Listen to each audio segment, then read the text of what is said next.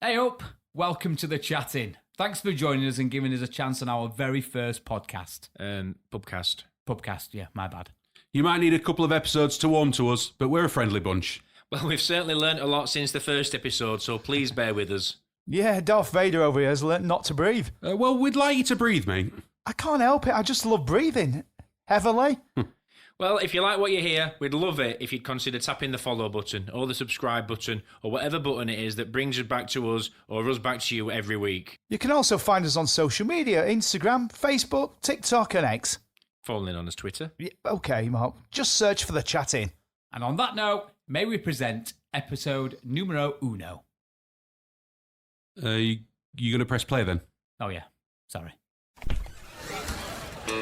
Evening, boys. Evening, Sally. Welcome to The Chatting, your local pubcast. I'm Rob. I'm Kirk. I'm Mark. And I'm the other Mark. 3 pints, Sally. And what are you having? I'll have a margarita. Cheers. I'll fetch him over. Evening, boys. Evening. Good evening. Do you know how much that pint just cost me? Just for one pint, £6.20. Now, technically, well, it's not a pint; it's a can. But craft beer, £6.20. That's horrendous. I mean, I get that it's craft beer, so therefore the costs are higher. And you only making brought craft one, beer. you tight get. Yeah, well, yeah, the where's fact that it's more expensive to make craft beer, but I just feel like the prices of everything just going up. What's the cheapest you can remember a pint? Ooh, I would say. Oh God! Well, you're all waiting to come to me, aren't you? £1, We'll get to you. £1.80. You see, I can't remember. I can remember cigs and I can remember bus fares, but I really struggle. I know, but I really struggle with prices of beer. Yeah, interesting. I was thinking about this the other day, and the cheapest I remember paying for a pint was probably like £1.70, and that went bowling. But I had this conversation with Dad the other day. We went to Castleton, and they were selling Stones beer, and I've not seen Stones for years. Is this your dad? No. You're talking about about selling Stones? No. No, it was a pub in Castleton, and they got Stones beer. Okay. And I've not seen it for years, and it used to have it in Blacksmiths. Love Stones beer. And I used to work behind a bar in Blacksmiths. I was 18, and I actually messaged him, and I sent him a photo, and he was like, "Oh, where's that?" And I told him Castleton, and I said, "However, it's not £1.26 like it used to be at Blackies." You know, and I'm sure it was something. It might have been £1.36 or whatever, but it was £1 something. It is extortionate. You'd have got leathered on a fiver, wouldn't you? Yeah. Four pints. Come on then, Mark. Come on then, Mark. What's cheapest you can remember? Me? You, Mark. Well, I'm that old, I can't even remember what cheapest bit were. I'm thinking 180. I'm like, I can't even remember it being that. Like, cheapest I ever remember, it's like, I don't know, £4. And it's £4 now. That's what I'm... Really? I can't remember. Well, it weren't £4, definitely not. You're being really ripped off. Yeah. Unless you were brought up in London. You can't remember it when it were in like D's rather than P's. No, I don't remember old money. No, I'm not that old. No, I honestly can't. Seriously. What about, because you touched on this, the prices of a bus. I mean, it's been a long time since I've been on a bus. But you see, bus fares, I remember, because I used to pay 2 pence. 5 pence is the cheapest. 2 I pence. remember. Yeah, 5 pence. 2 10 pence. pence, I 2 think. pence. I think 10 pence is the earliest I can And it used to be remember, everywhere, 2 pence to everywhere on a bus. I can remember 5, and then it seemed to jump, because I can remember 5, I can remember 12, and then it seemed to jump to 33 pence, and it seemed to be 33 pence for years. Kurt, do you remember when we were at college and I still was getting on a bus for 33 pence because I used to do a 2-step. I used to step on the bus with same foot, and I used to look at the conductor and say, 33p please. Conductor? And I was 17. Bus driver. Bus driver. And I would literally say, in a very childish, 33p please. And he would... didn't even question it. I was 17. In fact, I was probably 18. 18 nearly, yeah. And I was still getting on the bus for 33p. Can you remember how labour intensive it were if you ordered a weekly saver and you had to get that cardboard thing with a sticky bag?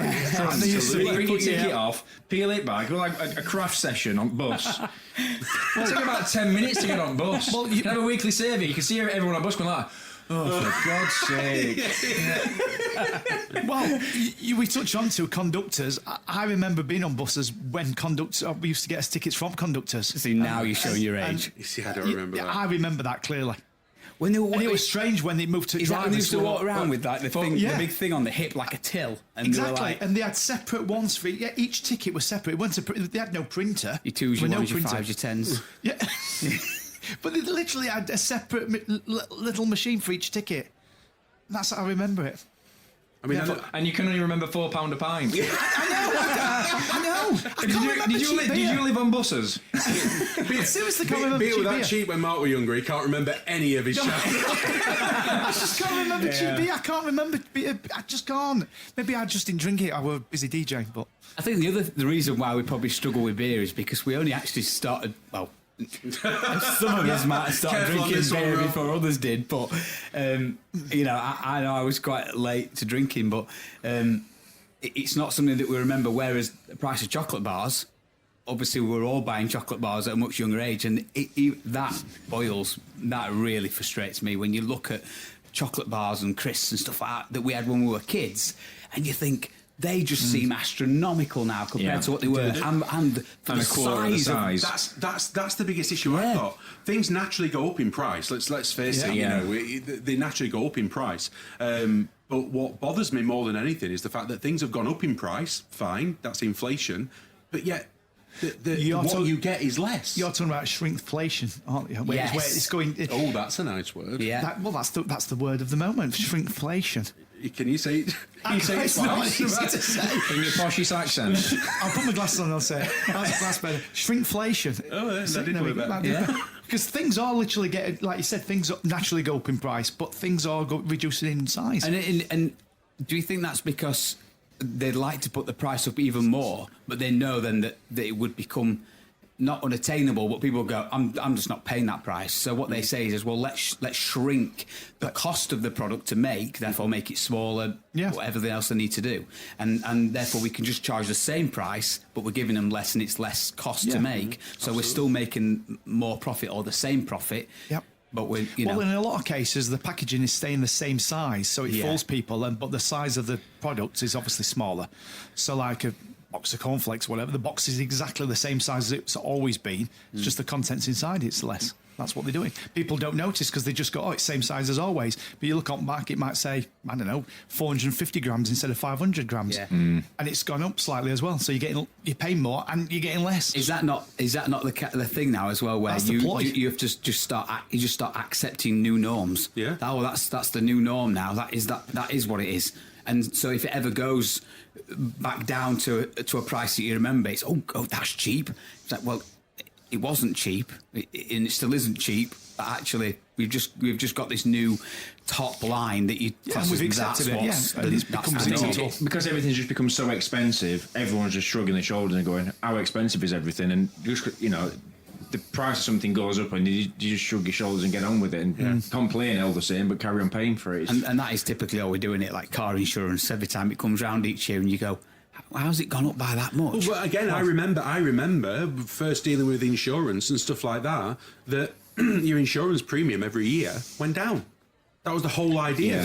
You stayed with the same company. Another what is it? 1 year no claims or whatever. In addition, absolutely. Yeah. Now you get penalised for it. When did it change to become the norm that it goes up every year?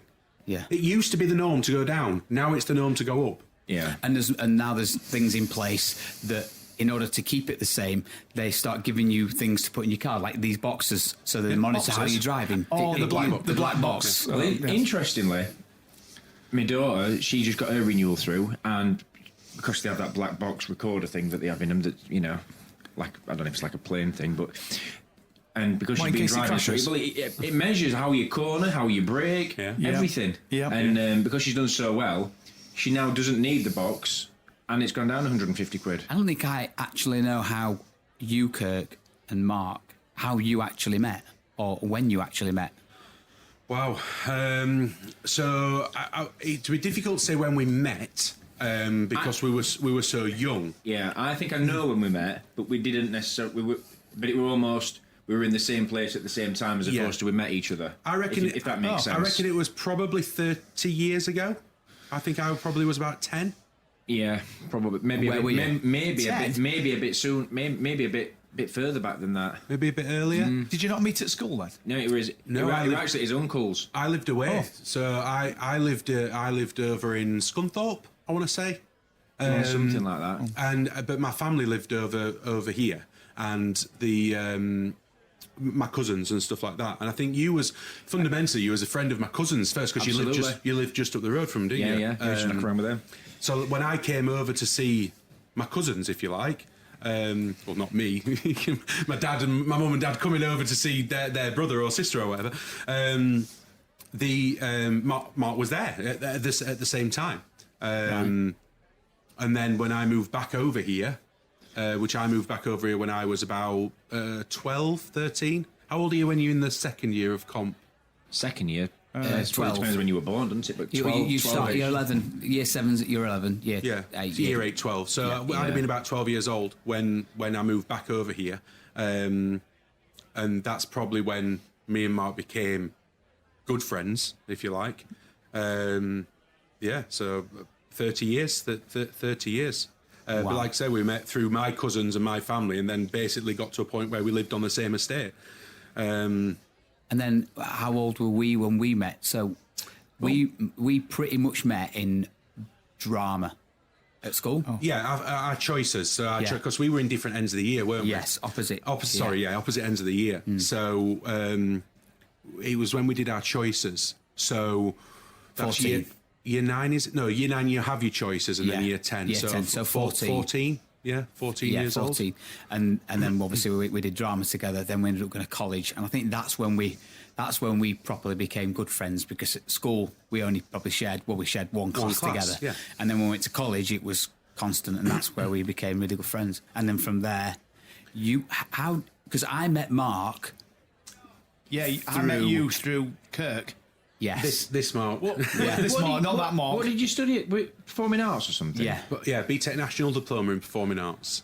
Which I managed to get my qualification. Specifically. I don't know about Rob. I failed. I was better than Kirk, but I failed. He thinks he was. Yeah. Well, how can you be better than him but fail? Because he didn't hand his final piece of work in. Let's be right. Yeah, I didn't. That's the reason he failed. What happened? Why? Well, Is there a story behind this? Well, kind of, yeah. I was doing the amateur dramatics scene with my mum. My mum being a choreographer and a director. I was in her shows, and I just got consumed by that, and just didn't take. You thought you'd made it, didn't you? Yeah, you were like, I don't need pretty much, I don't need this university stuff. Yes, I absolutely. think I thought I was already on the track Yes, to I'm go playing to stardom. buttons.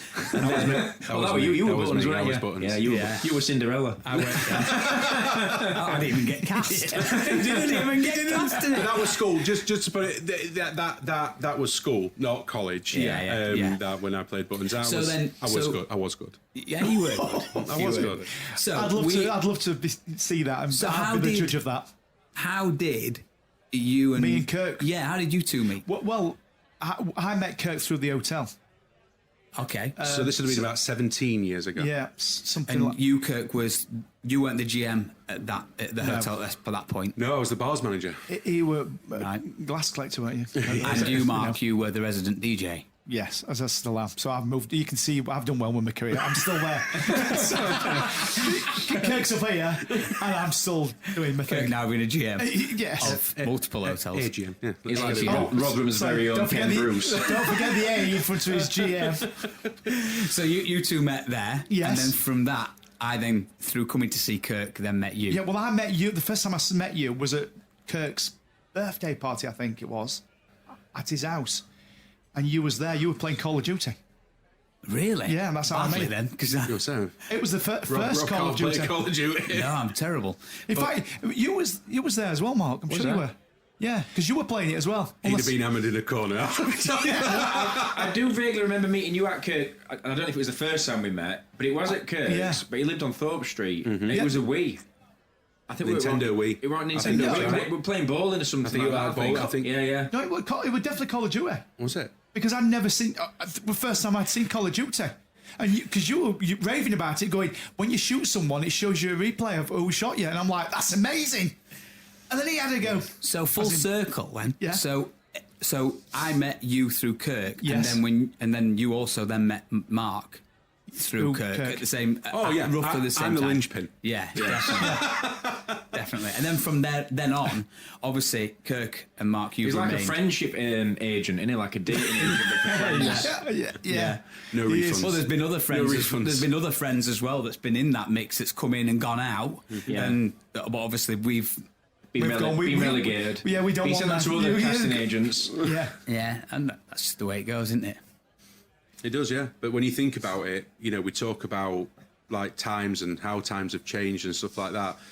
There are certain things from back then. We talk about, for instance, me knowing Mark for 30 years and knowing you for 24, 25 years and knowing you for 17 years. But Well, I'm the baby of the group.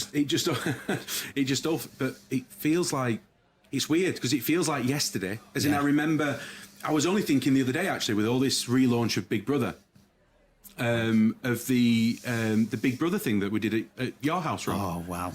Where What's this? I don't think I've heard of this. yeah, so Rob I'm intrigued. Rob literally set up in his house. His mum was hardly They're going ever on- they're going she on was holiday, direct. aren't they? was the goal? We're going on holiday. yeah. So Rob had the house to himself. But by the way, we're talking about how old? 16. No, I reckon we're probably 18, so it would have been 2001. Around that time. When did Big Yeah. Brother start? I can't remember when Big Brother 2001. originally started. No, at least 3 years before that. Was it? Yeah, it must have been. So Rob had an idea to do like our own Big Brother thing. So basically, there was me, Rob, and some other friends, and we locked ourselves in Rob's house. How many of you? I've got to have been 8 of us. 8? Maybe, Yeah. maybe. Yeah, Are we there weren't talking 10. all? Are we talking 8 all of men? us. Are we talking all No, women? no, a mixture of mixture. men, Boys boys, and girls. girls, and we're only young. And obviously, basically, we, I led it, so I wasn't in it, but I invited all these you're friends. Davina McCall. Yeah, well, kind of Davina McCall and Big Brother and everything else. And I invited all these people who, a lot of them, didn't actually know each other. I invited them all. They all basically went in the living room. I rigged cameras up in the living room that fed back to a TV in the kitchen, where I was basically controlling When you say everything. cameras, we're talking like early 2000s, are we? Yeah. And you've Yeah, got wow. Okay. Let me just think. So when did you think Big Brother came out? I went don't to the know. late 90s to 1999. I'd have said it were I just googled it. 1997. Ooh, I just googled it. Was he 1 year? Was he 1 year out? 1998. No, 2000. Oh wow. 2000. Yeah. Oh, so it would. So It sounds about right because it was almost like the millennium. When the millennium happened, it was almost like there was a change in. Big explosion in. Almost a big change, wasn't there? There was the build up to it, obviously, the millennium bug and all this, and everyone was scared for the computers' lives and everything else. But then Planes after dropping out of the sky. 2000, there was almost like a shift where. I don't know. Yeah, well, we're coming to a new decade. A new decade, a new we millennium. became more Yeah, but there voyeurs. was sort of a shift in terms of where Yeah. things were going, and that Yeah. was one of them. Well, Obviously, that was definitely the first of its talent kind, competition wasn't started. I mean, I know talent TV Reality shows shows. have been around for a long time, but They they started- really started to come to it? life. didn't Voyeuristic they? TV, that kind of Yeah. that thing. So when we did yours, then it'd be about 2001, 2002. Yeah, so it obviously was after probably the its second Alright. year or something. Yeah. So it was quite popular. So I'd got all these people in a room. I'm in the kitchen monitoring them from the video camera feed, and basically I throughout the whole day, I fed them, I watered them, and they had to do tasks for some of this. So they'd win tasks, and if they won the task, that person would win the food. It was up to them whether they shared the food or whether they had it for themselves, drinks, alcoholic beverages, and then because we did it over a day, I'm going to say how long are they it living was in a this house day, for? and A I week, think just it a ran week for or about something. 14 hours. Yeah. Who voted? How did you vote? So Yeah. every hour, Who was in the hot tub? every hour, they would come into the hallway and sit in the Big Brother chair, and I would interview them, and they would. And for the first 2 hours, no one got evicted, and then after that, every hour they would nominate who they wanted to go. Someone would get evicted, and they came out, and they then. I think they just You were went like one of those upstairs. really and arsey they were literally in my landlords. bedroom, just all chilling up there, while the rest of the housemates played out until eventually, at the end, there was 2 left. And Did you the set other challenges? housemate, did the other housemates? like I've tasks got and so stuff, many yeah. questions And about this. what sort of challenges were there? Well, sometimes it might Tidy be your about- room and stuff. Well, sometimes it might be like it would like press ups, like how many press ups you could do, and sometimes it was like a puzzle. So like Robert had created like a puzzle that we had to do. They were very basic stuff. Don't get me Yeah. wrong, but But essentially, it was just these random people that didn't all know each other. just spending a lot of time together with nothing to do. Because there was no TV. They had no TV to watch. There was no music they could listen to. It was just talking. Where'd you get these people from? Were they your friends? They were my friends. Well, they didn't know each other. Not really. Sometimes they knew. We knew of each other, but with Rob doing amateur dramatics and being involved, like so, Rob had friends from college, people from amateur dramatic societies and stuff like that. And they wanted to get involved in this. So were they the ones that had like the jumper over the shoulders and stuff? You know, the sleeves coming down the front and smoking pipe. But the whole thing, Sebastian. it was such a blast, and I remember I actually made this into like an episode where I was recording from VHS to VHS, all different videos because I had the Big Brother tape where it was them in the hot seat to them in the living room, and it was good, weren't it? You were one of the first pirates, were you? Yeah. Who won, Rob? Kirk won. I won. Fix. What happened there? Why did you win? Well, because they liked him. If you were listening, I was listening. That's all I can do. Every hour, I know. I somebody got heard voted that. out. I never got voted. I didn't get one single vote. Not one. Why? Not one, because they liked him. What? you don't need to sound too shocked. I like how you find that so hard to believe. I need to know these other people. I need to track them down. If you look at TV in general now, what's on from BBC One to Channel 5 over the course of a week, how much of it is, would it be right to call it voyeuristic content in terms of reality TV? Yeah, reality, your bake-offs, just everything's so, like, and you look back previously, back when we were younger again, and it was all like some of the TV classic, your Gladiators, Saturday night television, Blind Date, which actually was probably on that. Blind Date. Gladiators. They were refilming that, one day. Yeah, Is it due to air that at some point? I think based it on on the Sky timelines. No, it's BBC, isn't it? That was the programme back in the day. When it was. I reckon it'll be about January next year, February. I know it's filmed. Yeah, Right. it's filmed, Done shot and in done. arena. Yeah. But that sort of television was just brilliant. The Royal Variety shows back in the day, they were just massive. Remember Noel Edmonds' house party? House party. That were amazing. Yeah. Noel Edmonds. Crinkly Bottom. Yeah. Mr. Bobby. Mr. I mean, it Bobby. was just great. It was great telly. It was, but it was like you were saying. It's variety. It was variety, and it was variety entertainment. What was the other one with the conveyor belt? Generation Game. You bet. Now that was a easy. program. That was the one. See, I think they should bring You Bet back. Oh, they really Because there's should. some right acts out there now, even more so. How have they not brought that back? Do you know what? I think about that more often than I should. Really? If you want me to, You Bet was You Bet was my favourite. You Bet was one of my favourite programs ever. Which presenter though? Matthew Kelly. I preferred Bruce Forsyth. Oh no, I don't remember that. I don't remember. Bruce Forsyth. That wasn't You Bet, was it? Are you sure? He did Hold on, was that the first run or was that? no, seriously. I'm going to Google it. That, please. He didn't do many, but he might have only done I'm one. back in a minute. Because I mean, I only remember Matthew Kelly. Yeah. I know they tried to bring it back, but it was only He's like. right. It used to be called Bruce Forsyth's You Bet, and then I was think it he on might have only ITV? done one series or two. But I loved him on that because I love. When did you think it started? What, You Bet? Yeah. 90s. 93.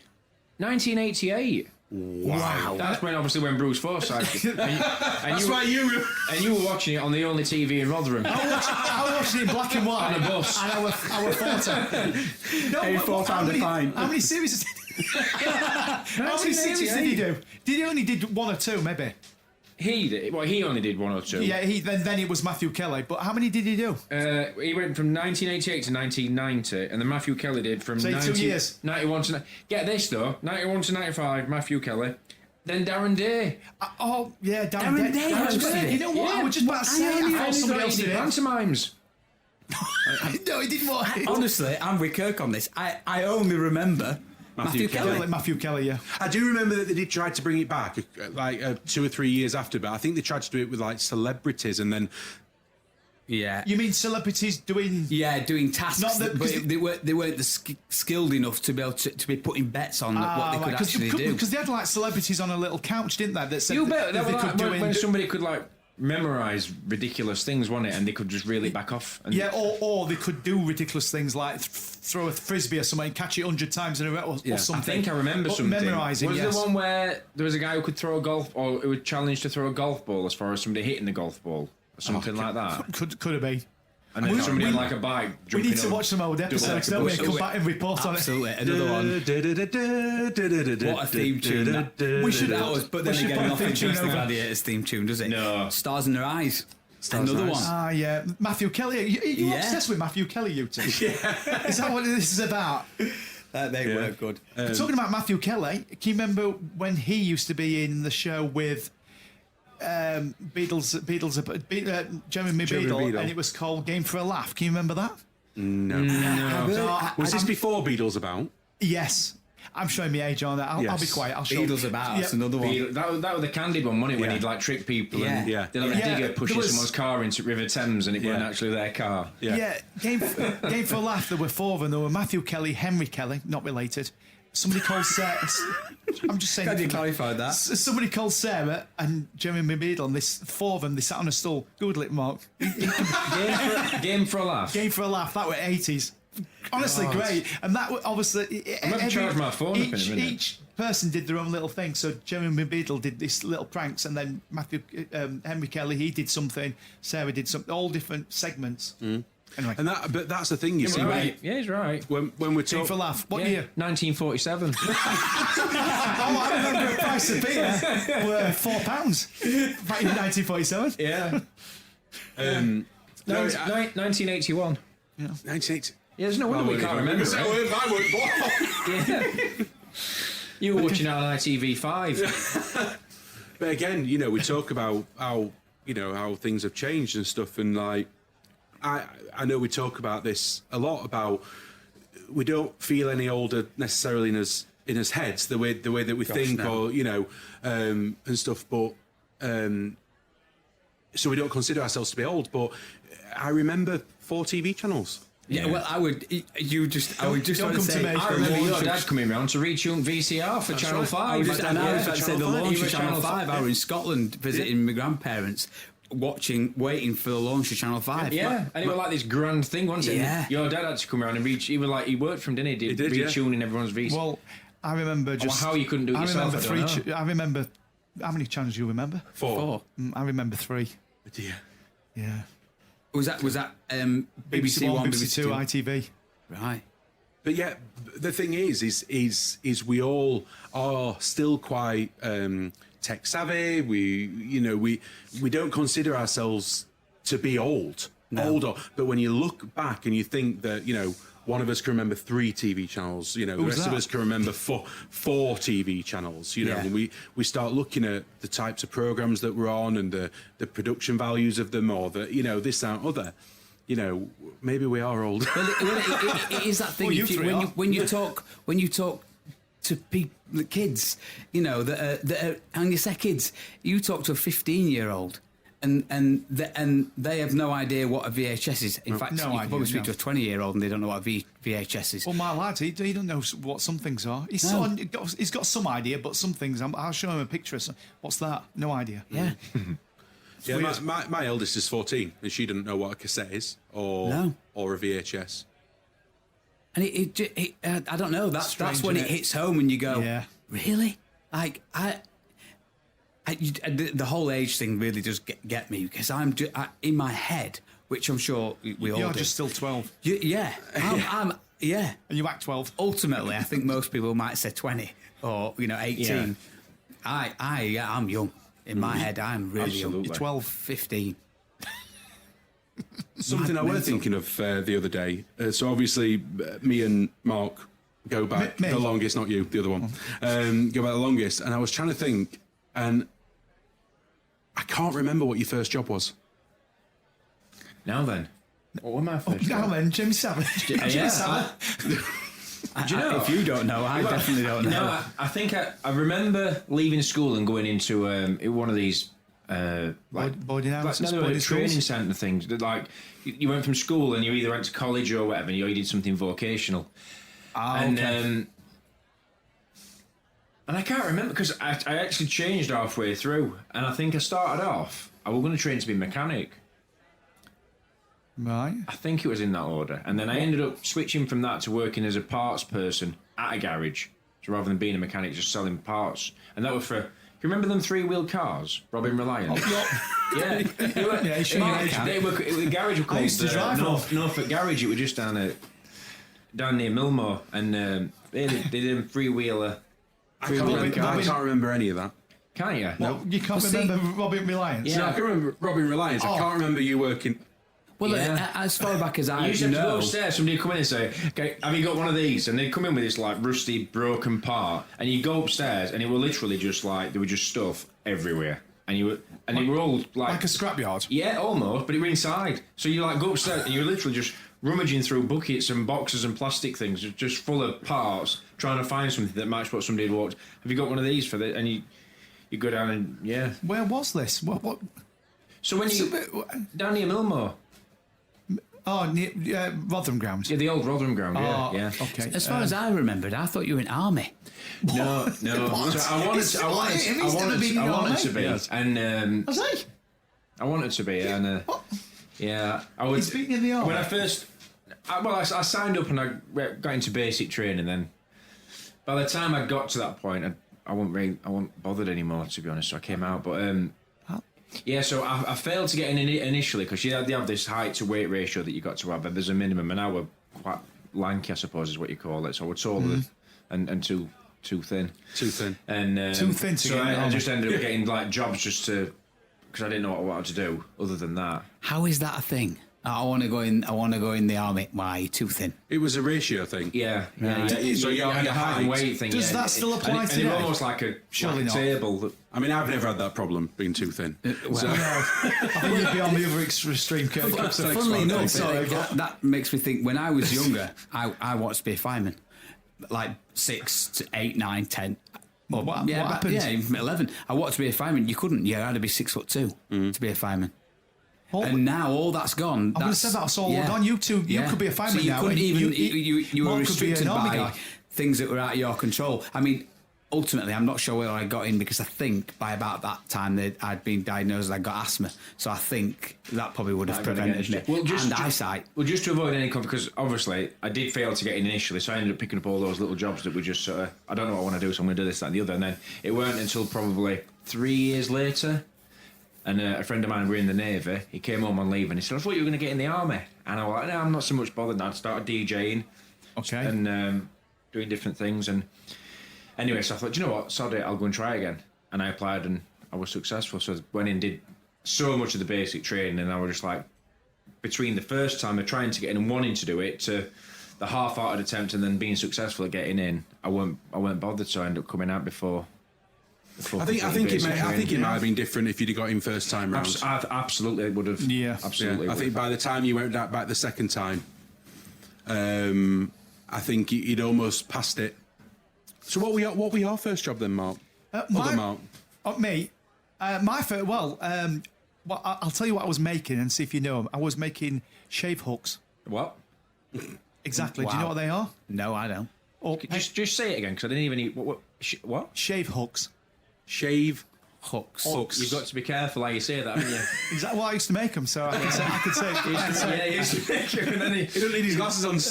No. Shave hooks. And what's a shave hook? A paint scraper. Oh, and what's a peg scraper? A pig scraper. A paint scraper. Oh, Paint a paint. scraper. I thought you said a peg scraper. No, a paint scraper. That's what shave hooks are. Right. But not not a paint scraper. They're not a flat one because they're paint scrapers, but ones that's got. What's so funny? Because I want to know what's coming next. For the benefit of the tape, I'm doing something in the air with like the triangle. Tape? Like a. You're doing this is digital, right? Look, I'm old. You're not listening. It's a tape. People aren't listening to this on a Sony Walkman. This is a VT. with those fluffy earmuff things and a little metal band over the top. Orange earmuff. Orange. We'll get back to you guys when we. Sony Walkman. Carry on, Mark. Carry on. So you're pressing all the play button down just a little bit. It played too fast. Sorry, Mark. So they used to be like triangular shaped or like a heart shaped on the end of a like stick, and they're called shave hooks. I'd have to show. I still don't understand what was the point in them. What did it do?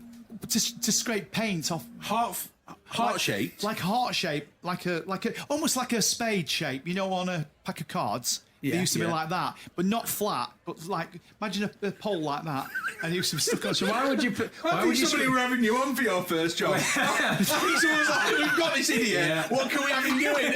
Can you come in on a Saturday morning and make us some long stands? Well, they said it's for some spirit level bubbles. Yeah, maybe that's how I lost. paint. No, seriously, that's what I made. It's not.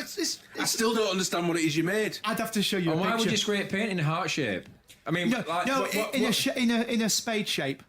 What was wrong with just the flat ones? Because you needed curved ones to get into different pieces of. I'm not. Into like corners and things. To get into corners, yeah, or to skirting boards where they've got curved bits on it, and the paint scraper would fit into that shape. If I showed you one, you'd go, I don't think the only one in existence. I don't think we would. I had more faith in you guys. I thought I'd show you. You go, I know what you mean. So how long did you do that for before they realised it was an absolute pointless About an hour a day? I was there for about 4 years. Wow. He only made one. Yeah. It took him that long to make it. I made thousands. And when I say made, I don't mean like a part of it. I made that from the start to the finish. So I used to cut the lengths of the steel bars off on the lathe on a machine. Then I used to be on a machine that used to cut the edges of the blades on for the heart shapes or the triangular shapes. Then we had the handles and we made them. We put the metal bits onto the shank of the handle, and then we got a machine that put them all together, and then I boxed them up. Wow. I mean, can anyone And now they use sandpaper. Can anyone seriously sit here and think that they can imagine Mark on a lathe? I was trying to say, I didn't know you'd done a job that required graft. I would be. I loved it. I used to get my hands dirty. I used to get swarf fever. So how old were you? About 12? Well, in a sweatshop. Before I used to work. Before that, I used to work down mine. When I was 12. I was 18. Wow. On my first job. And I loved it. And then, and what made you leave there and go into working at? Well, no one were buying them. Yeah. Everyone realised they could just use the straight one. What made me leave? I just didn't want to. I just didn't want to get my hands dirty any longer. I wanted to get a desk-based job. So I thought, I'll go off and work in a bank. And when you got there, this is what previous experience have you got for a banking job? I used to say, I made shave hooks, and they went, "That's amazing. I know exactly what they are." I would love to employ you. See, Mark's job now makes our first jobs look rubbish. I know. What was yours, Rob? McDonald's. McDonald's, yes, I remember. Yeah, I do remember that. Because the only thing I actually remember about McDonald's has nothing to do with McDonald's. I remember working there when the attack on 9/11. I was serving, and someone came in and was almost like hysterical, being like, "Have you seen the news? Have you seen the news?" And we're all like, "What? Have you seen the news?" Twin Tower. Well, at this point, I would have been 17, and I didn't know what the Twin Towers were. You'd have been 19. That's what I'm just. I'm just sat here working out, thinking, "My God, are you telling me your first job was when you was 19?" 2001, wasn't it? Yeah. How old are you? Can't you work out your age? Take 22 years off your age now, so you'd have been 18, wouldn't you, if you're 40? Yeah, 18, yeah. 18. Yeah, I was at 19, I'm thinking, no, I weren't 19. Oh, no, that 6 months 18. is going to make a difference. Bear in mind, I hadn't just started at Menard, I'd been there 2 years. So, but the only thing I actually remember from being there was this woman coming in and being hysterical. Have you seen the news? Have you seen the news? And the Twin Towers of being a terrorist attack on the Twin Towers. And I didn't even know what the Twin Towers were. This is a customer saying this to you? Yeah. Well, not just to me, to everyone. Like this. So, and we were all like, put the news on. And I didn't even know what the Twin Towers were because, I think a lot of people might not have been really aware of what they were. I was aware, but you wouldn't be. Although I might have seen them in films, I've been seeing them in Home Alone and stuff, but I didn't know what it was, didn't know what they did there, I didn't know it was the World Trade Center or anything like that. Yeah, and that's the only thing I actually remember about working at McDonald's that's when the terrorist attacks happened when I was working there. Can you remember McDonald's back in the day when they used to have like kids' parties there? I had one of my kids' parties there. And you go upstairs and it was like the area, wasn't it? It were already preset. All the chairs were like mushrooms and whatever. And They were all like, I can't remember that. Absolutely. Yeah. No. Ronald McDonald used to come out and like for 10 minutes. Do they still have Ronald McDonald? Have they got rid of him? Why have they got rid of him? he's a clown. He's a bit creepy. You're a clown. Was it a clown? Was it a clown? He just didn't take his job seriously. Get rid of that clown. Yeah. What about you, Kurt? When were your first job? Well, my first actual paid work was when I was 14. I was 14? The local chippy. I was rumbling potatoes in the kitchen in the local. I would say my first proper job was JJB Sports. I mean, it's not a thing anymore, I remember when you worked there. Was that in Rotherham Town Centre? No, it was in Parkgate. Yeah.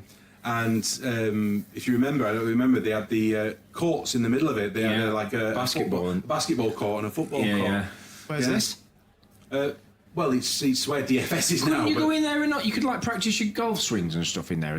Was that somewhere different? No, that weren't in JJB. Okay. I'm with you now. Where it is? So literally, I mean, Everything was set up, wasn't it? oh, I must admit, it was the most boring job I've ever had in my life. But yeah, you literally, left hand side was women's and children's, right hand side was men's. You had the courts in the middle, and then all along the back was trainers. And the only thing you wanted to try and do was get picked to work on the trainer section, because then you could just hide in the back. In the back where all the trainers were, because obviously no one knew how long you were taking to get trainers and stuff like that. So I think I remember coming down to see you when you worked in there. Yeah. And you were on about how you were trying to hit your target, because didn't you have to sell whitener or some yeah. cleaner So or something? when you worked, the dreaded Like an whitener add-on. thing. Do you want this add-on, Surfy, or not? That no. Yeah, so Before Sports Direct and the giant calculator, I don't think you would have done at JJB, but did any of you ever used to get paid in a little envelope and you used to open it up and there were cash inside? I did. Well, I a did little paper at receipt. JJB. Well, did you really? Absolutely, little Pay brown cash? envelope, a little brown envelope, Wow. and then all the tax were. Yeah. Well, with the brown envelopes, the money used to stick out the end, so you could count it before you opened it. Because if you opened it and it was wrong, they'd say, "Well, you've opened it, and it was right when we put it." So the notes used to stick out the edge. How much did you earn? Mine would change. I said no. Kurt used to rattle it. But that's how it used to be. It used to be in a brown envelope, and the notes used to hang outside it was stapled, so you could count it to make sure it was right. And the front of the envelope was see-through, so you could see the coins and count them. So if it was wrong, you could take it back. But as soon as you opened it, if it was wrong, they'd say. Did you always have like pictures of King George on? on the brown envelopes of the money. The money. Yeah. Yeah, it was a long time ago. But that's how you used to. I distinctly remember counting and going, "Yeah, that's right." And then you'd open it. So Mark's shift used to end with a whistle.